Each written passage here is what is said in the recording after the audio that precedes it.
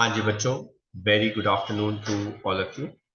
आज हम बेटा सीयूईटी के लिए पी ब्लॉक चैप्टर जो रिलेटेड था उसका ग्रुप 16 जो है वो हम करेंगे। इससे पहले हमने ग्रुप 15 जो है वो कर लिया था। ठीक है, तो हम शुरुआत करते हैं ग्रुप 16 के साथ। तो इस ग्रुप 16 को हम क्या कहते हैं? चैल्को जन्स। जन्स का मतलब होता है बनाने वाले, और चैल्को का मतलब होता है ओर्स बनाने वाले। जितने भी यूजुअली मेटल्स होते हैं वो या तो नेचर में ऑक्साइड फॉर्म के अंदर एग्जिस्ट करते हैं, ओर्स उनके, या फिर उनके ओर्स जो है वो सल्फाइड फॉर्म के अंदर एग्जिस्ट करते हैं। और दोनों ही ऑक्सीजन और सल्फर जो है वो इस ग्रुप को बिलोंग करते हैं। इस वजह से हम इस ग्रुप को कहते हैं चैल्कोजेंस, ओर्स बनाने वाले। ठीक है, इस ग्रुप की जनरल कॉन्फ़िगरेशन जो है वो NH2 NP4 है। इसके अंदर ऑक्सीजन सल्फर दोनों प्रॉपर नॉन मेटल है। सेलेनियम टेलुरियम सेमी मेटल है। पोलोनियम जो है वो एक ही मेटल है, पर वो भी नेचर में क्या है? रेडियो एक्टिव है बेटा। ठीक है, atomic and ionic radii down the group, atomic और आयनिक रेडियाई जो है वो क्या करता है? इंक्रीज करता है, क्योंकि नंबर ऑफ शेल्स बढ़ रहे हैं। लेकिन ऑक्सीजन का साइज बहुत ही छोटा होता है, ये हम पहले भी पढ़ चुके हैं। ग्रुप सॉरी सेकंड पीरियड के जो एलिमेंट हैं जितने भी, वो बहुत छोटे होते हैं इन कंपैरिजन टू किसके बेटा? थर्ड फोर्थ एंड बाकी के पीरियड की वजह के कंपैरिजन में। और इस छोटे साइज की होने की वजह से इसकी इलेक्ट्रोनेगेटिविटी भी बहुत ज्यादा है। इसकी इलेक्ट्रॉन गेन करने की क्षमता भी काफी अच्छी है बेटा। आईई की बात करें तो नीचे जाते जाते साइज बढ़ रहा है, तो टेंडेंसी इलेक्ट्रॉन लूज करने की बेटा क्या होती जा रही है? बढ़ती जा रही है। इस देखिए, जल्दी इलेक्ट्रॉन लूज कर देगा कम एनर्जी लेके। लेकिन इनकी आईई जो है वो टेक्निकली ग्रुप 15 से ज्यादा होनी चाहिए थी, पर इनकी आईई जो है वो ग्रुप 15 से कम है। तो ये एक अच्छा वन मार्कर बन सकता है। तो सर इनकी आईई ग्रुप 15 से कम क्यों है? क्योंकि ग्रुप 15 के पास half filled stable P orbital होता है, इस वजह से। ठीक है, देन बात करते हैं बेटा, ये देखिए, तो रेडियस देखिए ऑक्सीजन का कितना है? 66। सल्फर का ऑलमोस्ट 50 टाइम्स जो है वो ज्यादा हो रहा है। देन सेलेनियम का साइज भी बड़ा है, टेलुरियम एंड देन पोलोनियम। अगर आप यहां पे देखेंगे तो ज्यादा कुछ बड़ा साइज में चेंज नहीं आ रहा है। आईई की बात करें, ऑक्सीजन की सी टेंडेंसी इलेक्ट्रॉन लूज करने की सबसे ज्यादा मुश्किल है बेटा, क्योंकि साइज छोटा है ना, तो इतनी आसानी से ये इलेक्ट्रॉन गेन नहीं करेगा। तो अगर मैं कोवैलेंट रेडियस की बात करूं, तो आप देख सकते हैं रेडियस जो है उसमें ऑक्सीजन छोटा है, सल्फर बड़ा है, सेलेनियम आ रहा है, टेलुरियम आ रहा है, पोलोनियम आ रहा है। आईई की बात करूं, ऑक्सीजन की सबसे ज्यादा है, उससे कम सल्फर की है, देन सेलेनियम की हो गई, देन टेलुरियम की हो गई, एंड देन पोलोनियम की होगी। ईजी वाला कॉन्सेप्ट अगर आप देखोगे तो सबसे ज्यादा टेंडेंसी इलेक्ट्रॉन गेन करने की सल्फर की आती है। उससे कम टेंडेंसी जो है वो सेलेनियम की आती है। उससे कम टेंडेंसी जो है वो किसकी आती है? टेलुरियम की, देन पोलोनियम की। और सबसे कम टेंडेंसी इलेक्ट्रॉन गेन करने की बेटा किसकी आती है? ऑक्सीजन की आती है। पर हम ये पूरा ट्रेंड फॉलो नहीं करते। हम इस ईजी के ट्रेंड को ऐसे ही लिखते हैं कि सल्फर की इलेक्ट्रॉन गेन करने की टेंडेंसी ज्यादा होती है इन कंपैरिजन टू ऑक्सीजन। और ये क्यों होता है? तो ये इसलिए होता है due to extremely small size of oxygen incoming electron experiences steric hindrance और रिपल्शन, जिस वजह से सल्फर जल्दी गेन कर लेता है। इलेक्ट्रोनेगेटिविटी का ऑर्डर देखें तो ऑक्सीजन की इलेक्ट्रोनेगेटिविटी ज्यादा होती है एज कंपेयर टू सल्फर से। सल्फर टेलुरियम ऑलमोस्ट बराबर ही आ जाते हैं। ठीक है, ऐसा कुछ खास नहीं है, पर इलेक्ट्रोनेगेटिविटी भी हमें यहीं तक देखनी है। तो ये वाला एक ट्रेंड इंपॉर्टेंट है ईजीई को लेकर, और इलेक्ट्रोनेगेटिविटी वाला ट्रेंड इंपॉर्टेंट है, और आईई वाला ट्रेंड जो है वो इंपॉर्टेंट है। तो इलेक्ट्रॉन गेन करने की सल्फर की टेंडेंसी इलेक्ट्रॉन गेन करने की ज्यादा होती है ऑक्सीजन से, क्योंकि ऑक्सीजन का साइज जरूरत से ज्यादा छोटा होता है। इनकमिंग इलेक्ट्रॉन रिपल्शन या स्क्रीनिंग एक्सपीरियंस करता है अंदर के जो इलेक्ट्रॉन ऑक्सीजन के होते हैं। इलेक्ट्रोनेगेटिविटी ऑक्सीजन की सेकंड हाईएस्ट है, नीचे जाते जाते कम होती रहती है क्योंकि मेटालिक नेचर जो है वो बढ़ता रहता है इस वजह से।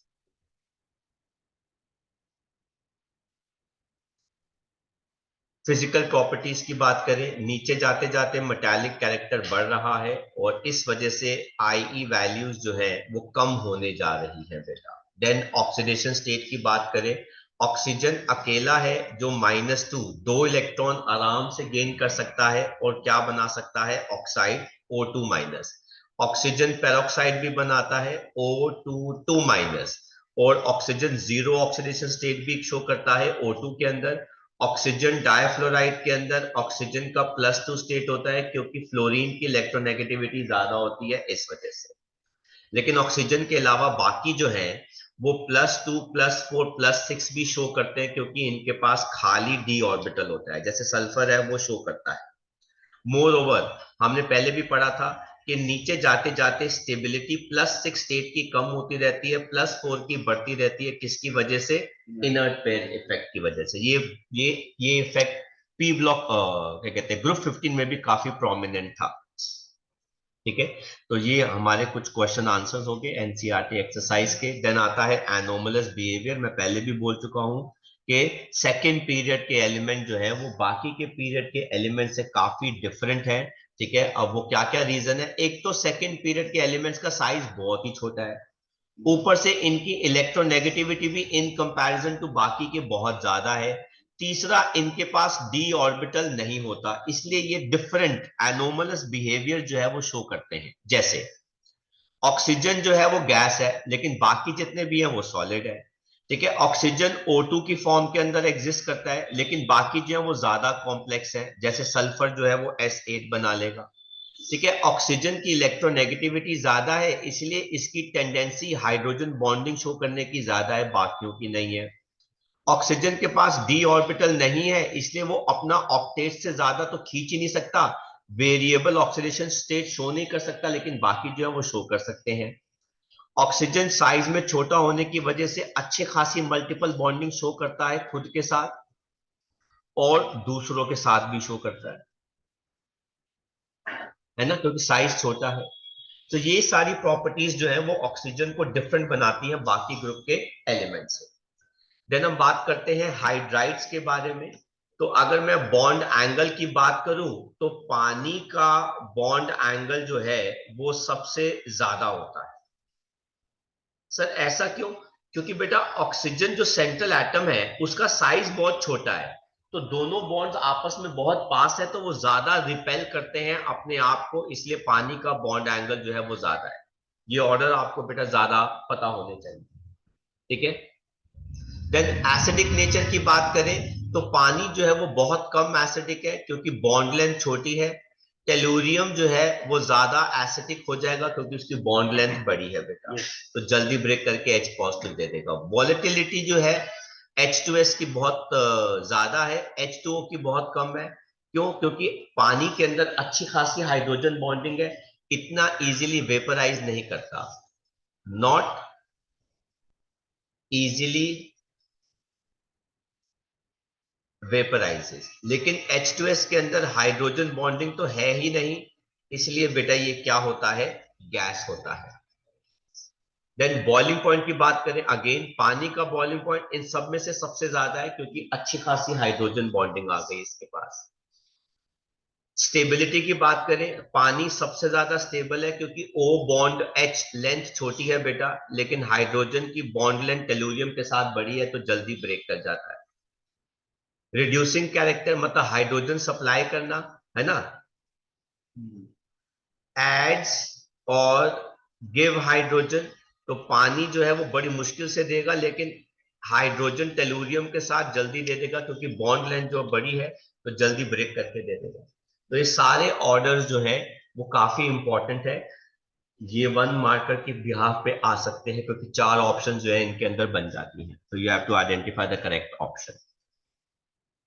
ठीक है। देन हम बात करते हैं आगे के क्वेश्चन टॉपिक की, हेलाइड्स। तो ग्रुप 16 के हेलाइड्स कैसे बनाते हैं? कहते हैं इनका हेलाइड फ्लोरीन के साथ काफी ज्यादा स्टेबल होता है as compare to chlorine, bromine and iodine. कहते हैं अगर आप डायरेक्ट फ्लोरिनेशन करते हैं सल्फर का तो वो सल्फर हेक्साफ्लोराइड दे देता है, साथ में सल्फर टेट्राफ्लोराइड भी बनाता है। लेकिन सल्फर हेक्साफ्लोराइड की खास बात क्या है, ये बहुत ही स्टेबल है, ये नॉन टॉक्सिक गैस है और ये स्टेरिकली बहुत प्रोटेक्टेड है, तो इसलिए इतनी आसानी से रिएक्ट नहीं करता। सल्फर हेक्साफ्लोराइड पानी के साथ करोगे तो नो रिएक्शन, क्योंकि इसके अंदर हाइब्रिडाइजेशन क्या है, sp3d2। अब देखो ना, सल्फर एटॉमिक नंबर कितना होता है बेटा, 16। तो ग्राउंड स्टेट में ये कितना आ गया, 1s2 2s2 2p6 3s2 3p4। लेकिन एक्साइटेड स्टेट के अंदर अब इसके पास जो 3d है वो तो खाली पड़ा हुआ है, तो एक इलेक्ट्रॉन यहां से आ जाता है, एक इलेक्ट्रॉन यहां से आ जाता है और ये क्या बन जाता है, 3d2 बन जाता है।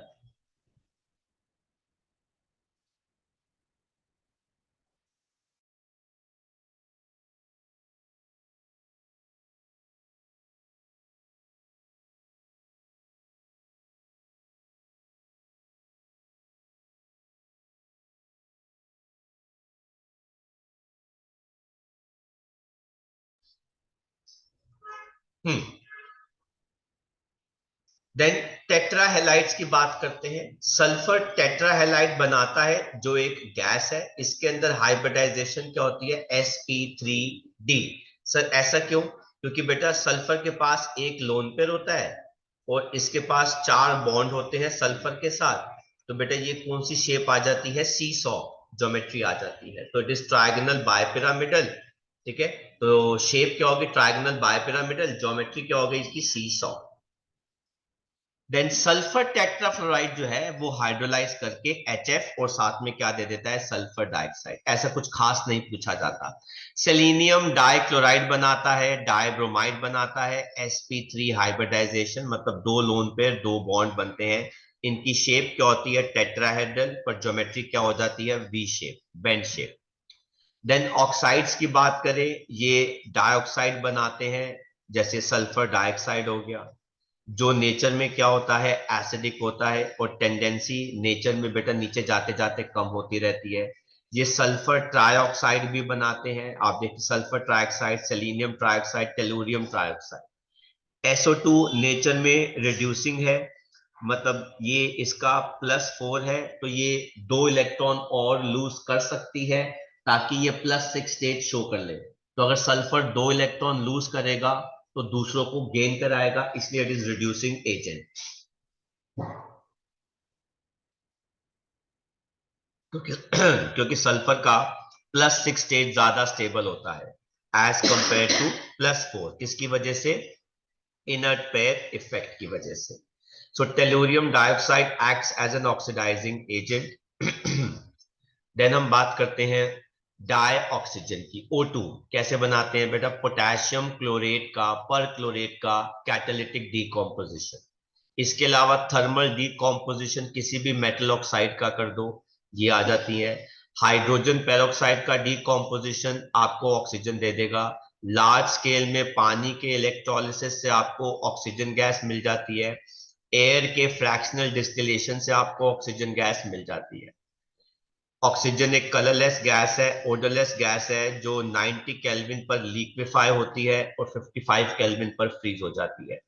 ये सिर्फ 3% सॉल्युबल होती है पानी के अंदर, लेकिन ये सफिशिएंट है एक्वाटिक लाइफ को सपोर्ट करने के लिए, है ना। एयर में तो ये फिर भी 21% है, पर अदरवाइज यहां पर ये कितना है बेटा, 3% आ जाती है। देन इसके 3 आइसोटोप्स हैं, O16 O17 O18, बट सबके सब पैरामैग्नेटिक है क्योंकि सबके पास अनपेयर्ड इलेक्ट्रॉन है बेटा। देन रिएक्शन O2 का मेटल्स एंड नॉन मेटल्स के साथ मेटालिक और नॉन मेटालिक ऑक्साइड देता है। बॉन्ड डिसोसिएशन एनर्जी इसकी काफी ज्यादा है। सर क्यों, क्योंकि ऑक्सीजन डबल बॉन्ड ऑक्सीजन है बेटा। ठीक है, कैल्शियम के साथ ये ऑक्सीजन दे देगा, एल्यूमिनियम के साथ एल्यूमिनियम ऑक्साइड, फॉस्फोरस के साथ पेंटाऑक्साइड, कार्बन के साथ carbon dioxide and so on. तो ये आ गया आपके पास मीथेन का कंबशन, ये भी इंपॉर्टेंट इक्वेशन है। सल्फर डाइऑक्साइड को अगर आप ऑक्सीडाइज करते हैं वैनेडियम पेंटाऑक्साइड के साथ, तो वो क्या बनाता है बेटा, सल्फर ट्राइऑक्साइड। ये सल्फ्यूरिक एसिड की प्रिपरेशन में इस्तेमाल होती है। ये वाली इक्वेशन भी इंपॉर्टेंट है। HCl को अगर आप ऑक्सीडाइज करते हैं तो वो क्लोरीन गैस देता है, तो ये दोनों जो है वो कैटालिटिक ऑक्सीडेशन में आती है। बट एज सच इतना कुछ इंपॉर्टेंट टॉपिक नहीं है ये ऑक्सीजन। ऑक्सीजन रेस्पिरेशन कंबशन दोनों में काम आती है। जो नॉर्मल वेल्डिंग होती है उसके अंदर ऑक्सीजन जो है इथाइन गैस के साथ इस्तेमाल होती है, and named as oxy acetylene flame. Steel की मैन्युफैक्चरिंग में इस्तेमाल होता है। Hospitals, mountain climbing, high altitude flying के अंदर ऑक्सीजन के सिलेंडर्स इस्तेमाल किए जाते हैं। Then different types of oxides. Oxides चार टाइप के होते हैं, acidic, basic, amphoteric, neutral. Depend करता है किस ग्रुप के एलिमेंट बनाते हैं। अगर नॉन मेटल्स होंगे तो वो एसिडिक ऑक्साइड्स बनाते हैं, जैसे ग्रुप 15, ग्रुप 16, ग्रुप 17, ये क्या बनाएंगे, एसिडिक ऑक्साइड। लेकिन एसिडिक क्यों होते हैं, क्योंकि ये वाले ऑक्साइड पानी में जाके क्या दे देते हैं, एसिड दे देते हैं। लेकिन अगर कोई मेटल बड़ा ऑक्सीडेशन स्टेट शो करेगा, जैसे इसके अंदर मैंगनीज +7 है, क्रोमियम +6 है, वैनेडियम +5 है, तो जितना बड़ा ऑक्सीडेशन स्टेट उसका नेचर उतना ज्यादा बेटा क्या हो जाता है, एसिडिक हो जाता है। बेसिक ऑक्साइड्स कौन बनाते हैं, ग्रुप 1, ग्रुप 2 के एलिमेंट्स जो हैं वो बेसिक ऑक्साइड बनाते हैं। तो ये पानी के अंदर क्या दे देते हैं बेटा, हाइड्रोक्साइड दे देते हैं। न्यूट्रल ऑक्साइड्स कौन बनाते हैं, जैसे carbon monoxide, nitrogen monoxide, nitrous oxide, ये न्यूट्रल ऑक्साइड्स है। ये ना तो एसिडिक है ना ही बेसिक है नेचर के अंदर। देन एम्फोटेरिक में कौन आता है, aluminium oxide, chromium oxide, zinc oxide, ये एम्फोटेरिक नेचर में आते हैं, क्योंकि यही एसिड के साथ रिएक्ट करके सॉल्ट दे देते हैं, यही बेस के साथ रिएक्ट करके बेटा क्या दे देते हैं, सॉल्ट दे देते हैं। देन आता है बेटा ऑक्सीजन की नेचर में एक और एलोट्रोपिक एग्जिस्टेंस, ओजोन। तो नेचर में ऑक्सीजन दो तरीके से एग्जिस्ट करता है, ऑक्सीजन गैस और ozone gas. Ozone gas 20 kilometre sea level के ऊपर लाई करती है, जो हमें यूवी रेडिएशन से बचाती है। प्रिपरेशन क्या होता है, जब ऑक्सीजन गैस वहां पर होती है, बिजली कड़कती है, तो इस बिजली की वजह से बेटा एनर्जी ऑक्सीजन में ऐड हो जाती है, जो ओजोन में बदल देता है ना। तो ये रिएक्शन जो है वो क्या हो गई, एंडोथर्मिक। काफी ज्यादा एनर्जी लेकर ओजोन बैठा होता है, इस वजह से बेटा इसका डीकॉम्पोजिशन हमें बचा के करना पड़ता है, अदरवाइज वो एक्सप्लोजिव हो सकता है। ठीक है। एंड द प्रोसेस जो है वो एंडोथर्मिक है, और जो ऑक्सीजन आती है उसको हम कहते हैं ओजोनाइज्ड ऑक्सीजन कहते हैं। देन ये दोनों रेजोनेटिंग स्ट्रक्चर्स हैं, इसके अंदर याद रखना बॉन्ड लेंथ बेटा दोनों जो है वो सेम है। सर सेम कैसे है, रेजोनेंस की वजह से। तो ये क्वेश्चन जो है वो बन के आ जाता है बेटा, है ना। Both bond length 128 picometre, due to resonance bond angle जो है वो इतना हो जाता है। Properties, pure ozone pale blue है, कभी कभार डार्क ब्लू लिक्विड, और सॉलिड में वायलेट ब्लैक बन जाती है, बहुत ही गंदी स्मेल होती है इसकी। अगर ये एक्सेस में आ जाए, मतलब 1 मिलियन के अंदर सिर्फ 100 पार्ट्स आ जाए, तो बेटा ये हार्मफुल हो जाती है, इट में कॉज हेडेक एंड नॉजिया। मतलब अगर हम रूम में स्प्रे कर दें तो रूम में कोई बैठ नहीं सकता, इतनी गंदी स्मेल होती है। कहते हैं ओजोन थर्मोडायनेमिकली अनस्टेबल है, क्योंकि ये ऑक्सीजन गैस को एनर्जी एब्जॉर्ब करके बनती है। तो ये क्या करती है, अपने आप को O2 में ब्रेक करके बहुत सारी एनर्जी रिलीज करती है, और इसका एंट्रोपी चेंज जो है वो क्या आता है बेटा, पॉजिटिव, जिसकी वजह से इसका डेल्टा जी जो है वो क्या है बेटा, हाईली नेगेटिव है बेटा। तो ओजोन का डीकॉम्पोजिशन जो है वो बहुत स्पॉन्टेनियस है, इसीलिए इसकी ज्यादा कॉन्सेंट्रेशन जो है वो एक्सप्लोजिव बन सकती है। ओजोन को ऑक्सीजन गैस में स्प्लिट करते हैं तो वो क्या देती है बेटा, नेसेंट ऑक्सीजन, जो बेटा क्या करती है, पावरफुल ऑक्सीडाइजिंग एजेंट है बेटा, है ना। ये देखो बेटा पीबीएस को बेटा किसमें बदल देती है, ये ब्लैक कलर का होता है, इसको किसमें बदल देती है बेटा, व्हाइट PbSO4 के अंदर। ये इंपॉर्टेंट इक्वेशन है बेटा। ये तो बहुत ही इंपॉर्टेंट इक्वेशन है बेटा, इसकी आयनिक फॉर्म भी काफी इंपॉर्टेंट है। आयनिक फॉर्म में वो कैसे लिख देंगे, कहते हैं के आई 2I negative plus H2O plus ozone आपको बेटा क्या दे देगा, OH माइनस, क्या दे देगा बेटा I2, साथ में क्या दे देगा O2।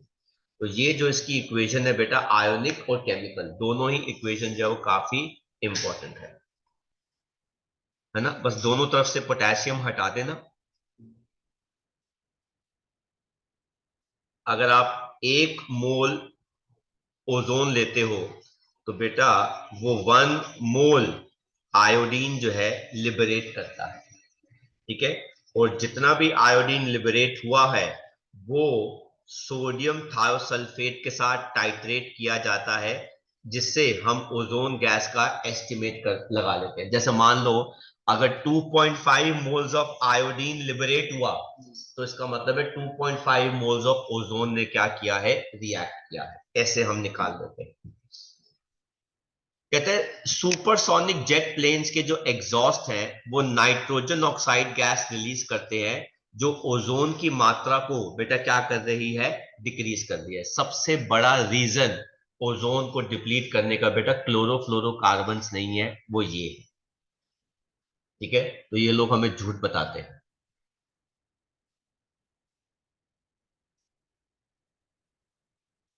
मेन ये रीजन है, हाँ उसके अंदर एड ऑन जो है बेटा वो किसने कर दिया, क्लोरोफ्लोरोकार्बन ने कर दिया, बट मेन रीजन जो है जेट प्लेन्स है। इसके अलावा बेटा फ्रियॉन्स, एरोसोल स्प्रेज और रेफ्रिजरेंट जो है वो भी ओजोन की मात्रा को बेटा क्या करते हैं, डिप्लीट करते हैं। ये जर्मिसाइड्स में, डिसइंफेक्टेंट, स्टेलाइजिंग वाटर में यूज होता है, bleaching oils, Ivory flower, starch वहां पे इस्तेमाल होता है, ऑक्सीडाइजिंग एजेंट KMnO4 की मैन्युफैक्चरिंग में इस्तेमाल होता है।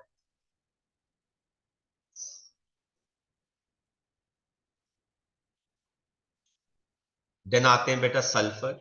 सल्फर के भी एलोट्रोपी शो करता है। ऑक्सीजन तो दो शो करता है, oxygen gas and ozone gas. Sulphur की एलोट्रोपी जो है वो 3 फॉर्म्स के अंदर होती है। पहला है रोम्बिक सल्फर, इसे कहते हैं SA।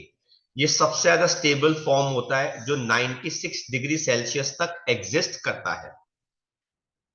ये इस फॉर्म के अंदर एग्जिस्ट करता है, इसे कहते हैं पकर्ड रिंग, या कुछ लोग इसको क्राउन शेप जो है वो भी कहते हैं, ठीक है। इसको हम अल्फा सल्फर भी कहते हैं बेटा।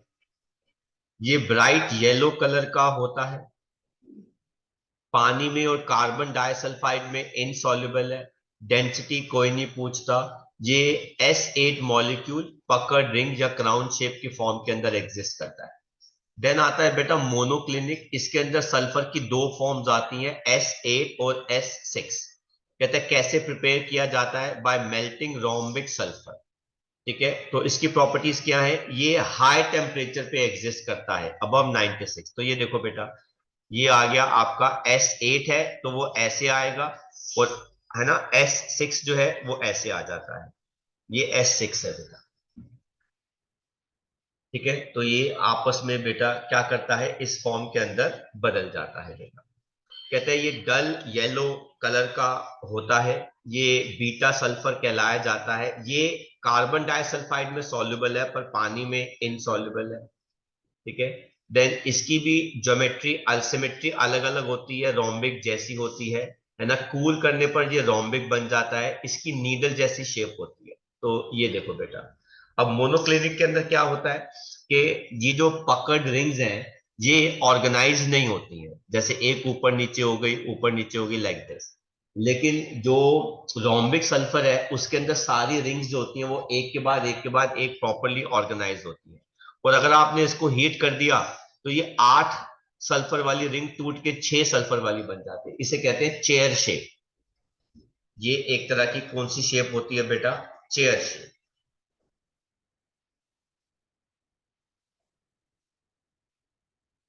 बट इसमें से क्वेश्चन जो है वो कम ही आता है।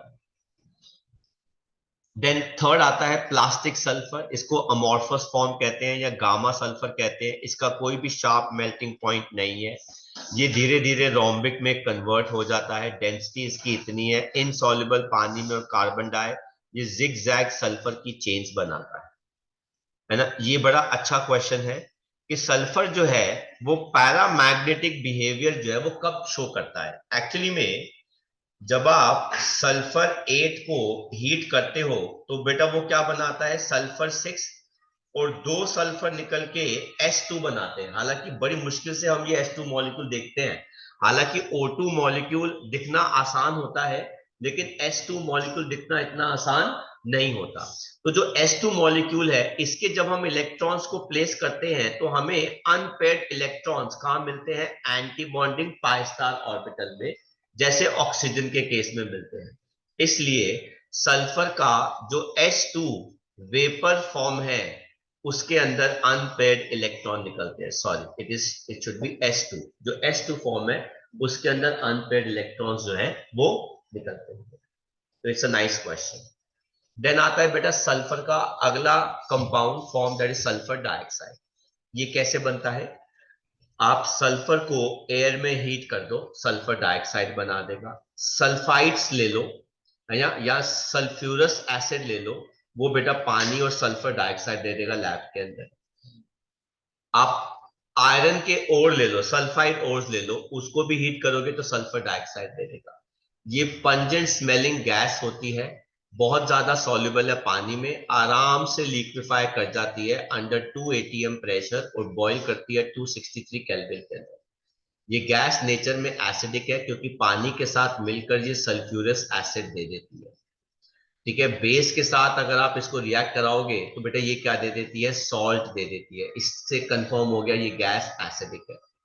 एक्सेस में पास करोगे तो बेटा मैं आपको बता दूं, यहां पर इसकी वजह से मिल्कीनेस आ जाती है।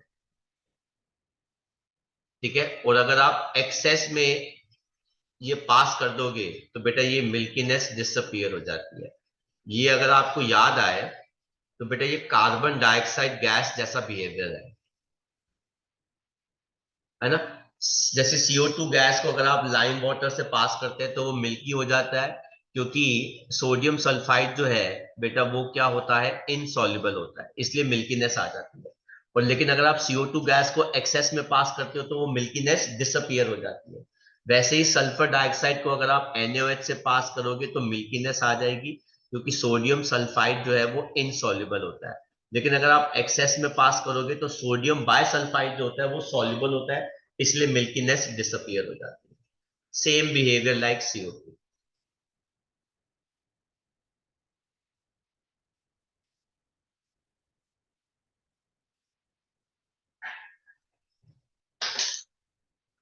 कहते हैं ये भी लाइम वाटर को मिल्की कर सकती है ना। सेम सिचुएशन ये देखो बेटा, है ना। तो ये भी क्या आ गया बेटा, बाई प्रेसिपिटेट मिल्कीनेस आ जाएगी, और ये वाला जो पार्ट होता है बेटा वो क्या हो जाता है, सॉल्युबल, तो मिल्कीनेस डिसअपियर हो जाती है। कहते हैं इसका जो रिड्यूसिंग बिहेवियर है वो मॉइस्चर की प्रेजेंस में होता है, और इसके रिड्यूसिंग बिहेवियर के अंदर नेसेंट हाइड्रोजन आती है। Very nice. तो यहां से बेटा एक बड़ा अच्छा क्वेश्चन बनता है, ये देखो, सल्फर डाइऑक्साइड को जब आप पानी में डालते हो तो वो सल्फ्यूरिक एसिड और साथ में क्या देता है बेटा, नेसेंट हाइड्रोजन। इसे क्या कहते हैं, नेसेंट हाइड्रोजन। ये क्या करता है, कलर्ड मैटर को डीकलराइज कर देता है रिडक्शन प्रोसेस के अंदर। तो वेजिटेबल कलरिंग मैटर अगर आप हाइड्रोजन देते हैं तो रिडक्शन से उसको क्या कर देता है बेटा, कलरलेस कर देता है। लेकिन इसका जो ब्लीचिंग एक्शन है ना बेटा, वो क्या होता है, टेम्परेरी, क्योंकि ये किसके ऊपर बेस्ड है, रिडक्शन के ऊपर। क्योंकि जैसे ही मटेरियल बाहर एयर में आएगा तो वो दोबारा क्या कर जाएगा, ऑक्सीडाइज कर जाएगा। तो जरा ये देखो बेटा, ब्लीचिंग एक्शन SO2 का। मैंने क्या ले लिया, कुछ कलर्ड फ्लावर पेटल्स ले लिए, उनको हमने एक जार में बंद कर दिया। ठीक है, और मैंने इसके ऊपर कॉर्क लगा दिया, और मैंने इसके अंदर कौन सी गैस ब्लो करना शुरू किया, सल्फर डाइऑक्साइड गैस। ठीक है, ये देखो सल्फर डाइऑक्साइड गैस आ रही है, तो देखो अब धीरे धीरे इसका कलर जो है वो गायब हो जाएगा। तो ये कलर जो है इसका बेटा क्या हो गया, गायब हो गया इसका ब्लीचिंग एक्शन। कौन सा प्रोसेस है, रिडक्शन, है ना। तो कलर्ड मैटर रिडक्शन की वजह से बेटा क्या हो गया, कलरलेस। लेकिन जैसे ही मैंने कॉर्क हटाया तो बेटा यहां तो एयर है, तो ये कलर बेटा वापस आ जाता है ना। तो सल्फर डाइऑक्साइड का जो ब्लीचिंग एक्शन है वो टेम्परेरी है, क्योंकि वो किसके ऊपर बेस्ड होता है, रिडक्शन के ऊपर। जैसे ही वेजिटेबल मैटर कलर लूज करता है, आप उसको ओपन एयर में लाते हैं तो वो ऑक्सीडाइज करके वापस अपना कलर दे देता है।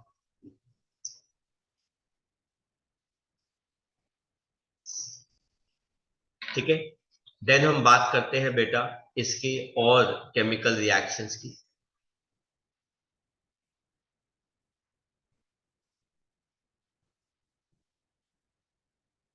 रिड्यूसिंग एजेंट मतलब दूसरों को इलेक्ट्रॉन क्या कराएगा, गेन। ये देखो बेटा फेरिक है, +3 इलेक्ट्रॉन गेन करके क्या बन गया, +2।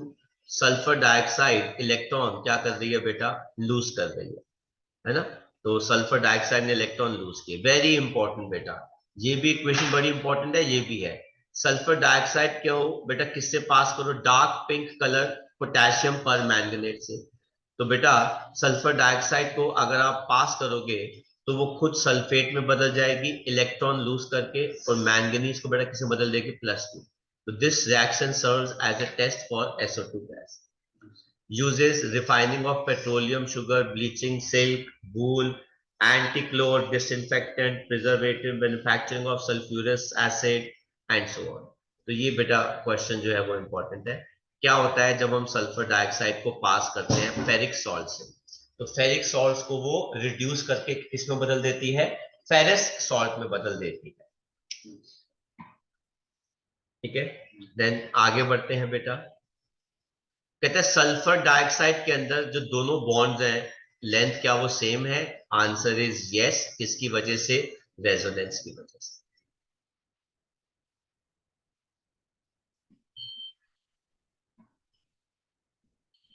ठीक है, then next, how is sulphur dioxide detected. तो ये मैंने आपको बताया था, this is how it is being detected.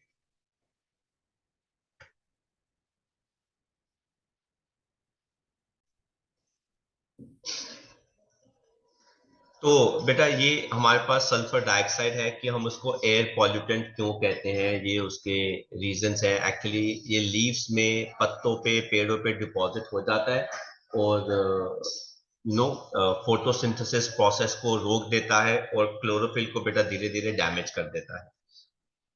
Then हम बेटा बात करते हैं ऑक्सो एसिड्स ऑफ सल्फर की।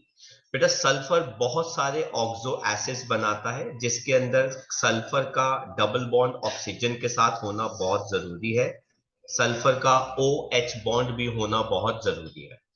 जैसे सल्फ्यूरस एसिड, सल्फ्यूर थायोसल्फ्यूरिक एसिड, जैसे सल्फ्यूरिक एसिड, जैसे peroxo monosulfuric acid, peroxo डायसल्फ्यूरिक acid and डायोथायोनिक acid. हालांकि इसके अंदर बेटा यही दो एसिड जो है वो सबसे ज्यादा इंपॉर्टेंट है, सल्फ्यूरस एसिड और सल्फ्यूरिक एसिड, ये दोनों एसिड्स इंपॉर्टेंट है। तो ऑक्सो एसिड्स आप देख सकते हैं बेटा, वेरी नाइस क्वेश्चन। वो कह देंगे कि एक ऐसे ऑक्सो एसिड का नाम बताओ जिसके अंदर लोन पेयर आता है बेटा, तो वो कौन सा है बेटा, सल्फ्यूरस एसिड। यही एक एसिड है जिसके अंदर लोन पेयर जो है वो आता है बेटा। ठीक है, देन बेटा पेरोक्सो है ना, कहां लग जाता है, जब आपके पास O सिंगल बॉन्ड O आ जाता है ना, पेरोक्साइड वाला आयन, है ना। ये देखो बेटा यहां पे भी आ गया, तो यहां पे पेरोक्सो लग जाता है। Is that clear. ठीक है, तो ये अच्छी लर्निंग है बेटा। देन बेटा हमारे पास सबसे पहला और आखिरी एसिड जो आता है इसके अंदर वो है सल्फ्यूरिक एसिड। ये किस प्रोसेस से बनाया जाता है, कॉन्टैक्ट प्रोसेस से। कितने प्रेशर पे, 2 बार, टेम्परेचर कितना है, 720 केल्विन, और ये 3 स्टेज में बनाया जाता है। आप ऐसा करो, या तो रॉ सल्फर ले लो या फिर कोई भी सल्फाइड ओर ले लो। रॉ सल्फर या सल्फाइड ओर को अगर आप बर्न करोगे एयर में तो बेटा वो कौन सी गैस देगा, सल्फर डाइऑक्साइड। इस सल्फर डाइऑक्साइड गैस को अगर आप फर्दर ऑक्सीडाइज करोगे in presence of catalyst vanadium pentoxide, तो वो सल्फर ट्राइऑक्साइड में बदल जाता है। ये बड़ी ही इंपॉर्टेंट रिएक्शन होती है। ठीक है, और उसके बाद जब आप इसके अंदर कॉन्क H2SO4 डालते हो तो एक येलो कलर का लिक्विड बनाता है जिसको हम क्या कहते हैं बेटा, ओलियम, जिसका फॉर्मूला क्या होता है H2S2O7। Is that clear? और धीरे धीरे जब हम इस ओलियम को पानी में ऐड करते हैं, है ना, आई रिपीट, हमने क्लास 10th में पढ़ा था कि एसिड को पानी में ऐड करें, पानी को एसिड में, तो हम एसिड को धीरे धीरे पानी में ऐड करते हैं क्योंकि एसिड का पानी में ऐड करना इज एन एक्सोथर्मिक प्रोसेस। तो अगर आप, हाँ, तो वो स्प्लैश आउट हो सकता है। तो हम धीरे धीरे ओलियम को पानी में ऐड करते हैं और जितनी स्ट्रेंथ का हमें क्या चाहिए होता है बेटा, सल्फ्यूरिक एसिड, हम वो ऑब्टेन कर लेते हैं। ठीक है, फिजिकल प्रॉपर्टीज, ये एक कलरलेस गैस एसिड है जो कमर्शियली जो होता है वो येलो कलर का होता है नेचर में, क्योंकि इसके अंदर इम्प्योरिटी आ जाती है। डेंसिटी इसकी कोई नहीं पूछता, लेकिन हाँ, अगर आप बैटरी में डाल रहे हो तो इसकी डेंसिटी काफी इंपॉर्टेंट होती है। इसका बॉइलिंग पॉइंट काफी ज्यादा होता है हाइड्रोजन बॉन्डिंग की वजह से, और फ्रीजेज एट 283 केल्विन, मतलब 10 डिग्री के आसपास आते आते ये फ्रीज होना शुरू हो जाता है। ठीक है, इसका डाइल्यूशन पानी में हाईली एक्सोथर्मिक है, इसीलिए हम एसिड को धीरे धीरे पानी में ऐड करते हैं। स्किन के ऊपर ये बर्न्स क्रिएट कर देता है बेटा। केमिकल प्रॉपर्टीज, ये एसिडिक है इसलिए ये ब्लू लिटमस को रेड में बदल देता है। ये H पॉजिटिव आयंस देता है अच्छे खासे। ये देखो बेटा, इसका डिसोसिएशन कांस्टेंट की वैल्यू, पहले वाला H पॉजिटिव जब ये देता तो कितनी है, 10, इज क्वाइट हाई। लेकिन जब हम दूसरा इसका H पॉजिटिव लेने लगते हैं तो जो वैल्यू है वो बहुत कम हो जाती है। तो सर ऐसा क्यों है कि पहला डिसोसिएशन कांस्टेंट जो है वो काफी ज्यादा है और दूसरा डिसोसिएशन कांस्टेंट कम है? क्योंकि आप प्रोडक्ट में देखो, जब प्रोडक्ट में कॉन्सेंट्रेशन जो है वो बढ़ जाती है तो रिएक्शन जो है बेटा वो कहां पे मूव करती है, बैकवर्ड। किसके हिसाब से? According to Le Chatelier's principal की वजह से, है ना। तो Ka2 इसका कम होता है एज कंपेयर टू Ka1, किसकी वजह से बेटा, कॉमन आयन इफेक्ट की वजह से। इसलिए रिएक्शन जो है वो बैकवर्ड मूव करती है according to Le Chatelier's principle. Then dehydrating agent, किसी भी चीज, अगर मान लो कोई चीज गीली है उसमें से पानी हटाना है तो सबसे बढ़िया है कि उसको किस में से पास कर दो, सल्फ्यूरिक एसिड। सल्फ्यूरिक एसिड उसमें से सारा पानी जो है वो हटा देता है ना। ड्राइंग ऑफ गैसेस, एक्चुअली में हम जब सल्फर डाइऑक्साइड ऑब्टेन करते हैं, CO2 ऑब्टेन करते हैं, क्लोरीन ऑब्टेन करते हैं, HCl ऑब्टेन करते हैं, तो एक मेथड होता है डाउनवर्ड डिस्प्लेसमेंट ऑफ वाटर। इस मेथड से हम गैसेस को ऑब्टेन करते हैं। तो ये गैसेस जो निकल के आती हैं ये ना गीली होती हैं, इनको कहते हैं मॉइस्ट गैस। इनके ऊपर ना कुछ कुछ पानी के मॉलिक्यूल जुड़े हुए होते हैं। तो मुझे वो पानी के मॉलिक्यूल जो है हटाने हैं, तो मुझे गैस को बेटा क्या करना है, ड्राई। इसीलिए हम बेटा इन गैसेस को सल्फ्यूरिक एसिड से पास करते हैं। ये सल्फ्यूरिक एसिड जो होता है इन गैसेस को ड्राई करने में हेल्प करता है, मदद करता है। देन हम बात करते हैं चारिंग। आप चीनी ले लो, चीनी के ऊपर 2-3 ड्रॉप्स सल्फ्यूरिक एसिड की डाल दो, तो चीनी में से सारा पानी उड़ जाएगा और वो काले रंग का कार्बन रह जाता है। ये देखो ना, अगर मैं इसमें से पानी हटा दूंगा, 11H2O हटा दिए, तो हमारे पास क्या रह गया बेटा, सिर्फ कार्बन रह गया। तो चारिंग इसे कहते हैं, है ना। शुगर को ब्लैक कार्बन में कन्वर्ट करने के प्रोसेस को हम क्या कहते हैं, चारिंग, बाय रिमूविंग वाटर। कहते हैं ऑक्सीडाइजिंग एक्शन, ये काफी स्ट्रॉन्ग ऑक्सीडाइजिंग एजेंट है। सर क्यों? एक्चुअली में सल्फ्यूरिक एसिड के अंदर सल्फर पे +6 स्टेट है। सल्फर और ज्यादा इलेक्ट्रॉन लूज नहीं कर सकता, तो इसको इलेक्ट्रॉन क्या करने पड़ेंगे, गेन। तो दूसरों से लूज कराएगा ताकि खुद क्या कर ले, गेन। अब आप देखो ना, कार्बन पे ऑक्सीडेशन स्टेट क्या है, 0। इलेक्ट्रॉन लूज करा दिए, क्या बना दिया, +4। खुद गेन करके +6 से क्या बन गया, +4। अब ये देखो बेटा, सल्फर पे 0 है, यहाँ पे सल्फर पे 6 है, और बेटा यहाँ पे देखो सल्फर डाइऑक्साइड आ गया +4। कॉपर से इलेक्ट्रॉन लूज कराए और खुद गेन कर लिए, तो बेटा +6 से क्या बन गया, +4। ठीक है, रिएक्शन सॉल्ट्स के साथ डबल डिस्प्लेसमेंट, हाइड्रोजन इसके साथ आ जाएगा, सोडियम इसके साथ आ जाएगा। हाइड्रोजन सल्फर के साथ आ गया, सोडियम इसके साथ आ गया। हाइड्रोजन सल्फाइड के साथ आ गया, सोडियम इसके साथ आ गया। हाइड्रोजन क्लोरीन के साथ आ गया, कैल्शियम सल्फेट के साथ आ गया। हाइड्रोजन नाइट्रेट के साथ आ गया, पोटेशियम सल्फेट के साथ आ गया। तो ये डबल डिस्प्लेसमेंट रिएक्शन हो गई एक तरह। तो हम इसके यूजेस की बात करते हैं। एसिड्स की फॉर्म के अंदर लैब में, इंडस्ट्रीज में डिहाइड्रेटिंग एजेंट की फॉर्म के अंदर इस्तेमाल होता है। लेड स्टोरेज बैटरीज में, एक्यूमुलेटर्स, रिफाइनिंग में इस्तेमाल होता है। Preparation HCl, HNO3, sulphate, ethers, dyes, paints etcetera उसमें इस्तेमाल होता है।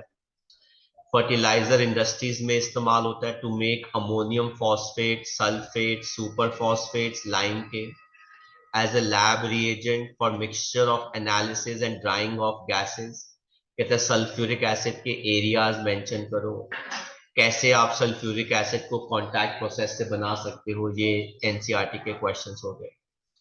देन ये भी नाइस क्वेश्चन है कि Ka2 Ka1 से सल्फ्यूरिक एसिड का ज्यादा क्यों है, क्योंकि आपको बताया था कॉमन आयन इफेक्ट की वजह से प्रोडक्ट की कॉन्सेंट्रेशन बढ़ जाती है, तो रिएक्शन बैकवर्ड मूव करती है अकॉर्डिंग टू लाश एटलियस प्रिंसिपल, है ना। तो ये इनकी रिएक्शंस हो गई। यहाँ पे आ गया हमारा ग्रुप 70।